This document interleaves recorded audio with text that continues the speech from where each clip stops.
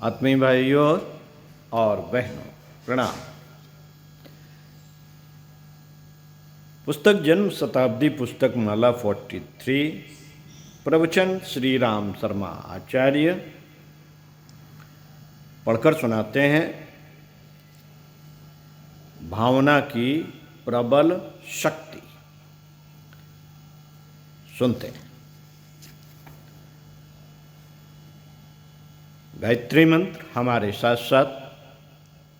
ओम भूर्भुवः स्वाहा तत्सवितुर्वरेण्यं भर्गो देवस्य धीमहि धियो यो नः प्रचोदयात्। देवियों भाइयों, शक्ति का स्रोत है भगवान। मनुष्य जीवन का सबसे बड़ा लाभ भगवान को प्राप्त करना है। मैं नहीं समझता कि इससे भी बड़ा कोई लाभ हो सकता है। असल में जितने भी लाभ हैं, जितनी भी क्षमताएं हैं, जितनी भी सामर्थ्य है, उन सब का केंद्र एक शक्ति का स्रोत है जिसको हम भगवान कहते हैं। जनरेटर कहाँ लगे हुए हैं? यहां से बहुत दूर रुड़की के पास बरदरा वाद पथरी नाम की जगह है जहां बिजली घर बने हुए हैं। वहां से बत्तियां जल रही हैं, माइक चल रहे हैं, एम्पलीफायर में से बोल रहे हैं। वह सारी बिजली वहीं से आ रही है। माइक चल रहे हैं, एम्पलीफायर में से बोल रहे हैं, वह सारी बिजली वहीं से आ रही है। इसी तरह मनुष्य के पास जो भी चीज है, सारे के सारे विश्व में जड़ में चेतना का जो चमत्कार है वह भगवान का है। चेतना एक ही है भगवान के पास।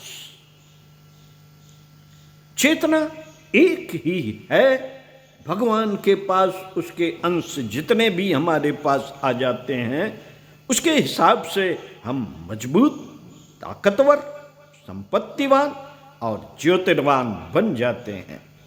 भगवान की क्षमताएं जितनी हमारे भीतर कम होती हैं, उतने ही हम कमजोर बने रहते हैं, दुर्बल बने रहते हैं, दीन बने रहते हैं, असहाय बने रहते हैं। और जब वे क्षमताएं हमारे भीतर पर्याप्त मात्रा में इकट्ठी हो जाती हैं, तब फिर हम देव पुरुष बन जाते हैं, फिर हम अवतार हो जाते हैं, फिर हम महामानव हो जाते हैं, फिर हम देवात्मा बन जाते हैं और तब अंत में हम भगवान बन जाते हैं।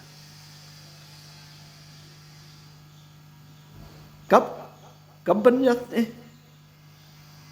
जब भगवान की शक्तियां हमारे पास आ जाती हैं, अंदर समाविष्ट हो जाती हैं।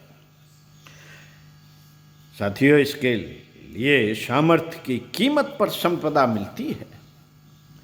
इसलिए करना क्या है? मनुष्य के जीवन का सबसे बड़ा पुरुषार्थ, परम पुरुषार्थ यह माना गया है कि हम ऐसी शक्ति के साथ में अपना संबंध मिला लें जहाँ से जा करके प्रचुर मात्रा में सामर्थ्य और उसके साथ साथ में संपत्ति मिलती रहे। सामर्थ्य की कीमत है संपत्ति। आपके शरीर में सामर्थ्य है तो मजदूरी कीजिए और पैसा कमाइए। आपका चेहरा अच्छा है, हट्टे कट्टे जवान है, हम ब्याह करेंगे।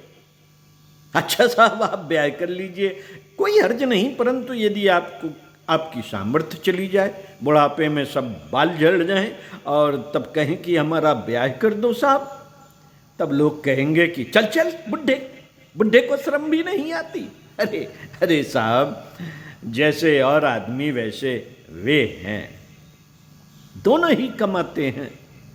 देखिए, उसका भी तो ब्याह हो गया, हमारा भी ब्याह करा दीजिए। नहीं, आपका ब्याह नहीं हो सकता। क्यों? क्योंकि आप बुढ़े हो गए। बुढ़े हो गए हैं, आपकी झुर्रियां पड़ गई हैं, आपके दांत उखड़ गए हैं, आपका चेहरा बुढ़ा हो गया है, अब आपका ब्याह नहीं हो सकता। नहीं साहब, हमारा भी ब्याह रचा दीजिए। नहीं बेटे, सामर्थ्य ही सब कुछ है। सामर्थ्य की कीमत पर संपत्तियां आती हैं और दुनिया में सामर्थ्य का पुंज एक ही है, भगवान। हम उसी की सामर्थ्य से सब काम करते हैं। दुनिया में जितना भी पानी भरा हुआ है सब समुद्र की अमानत है।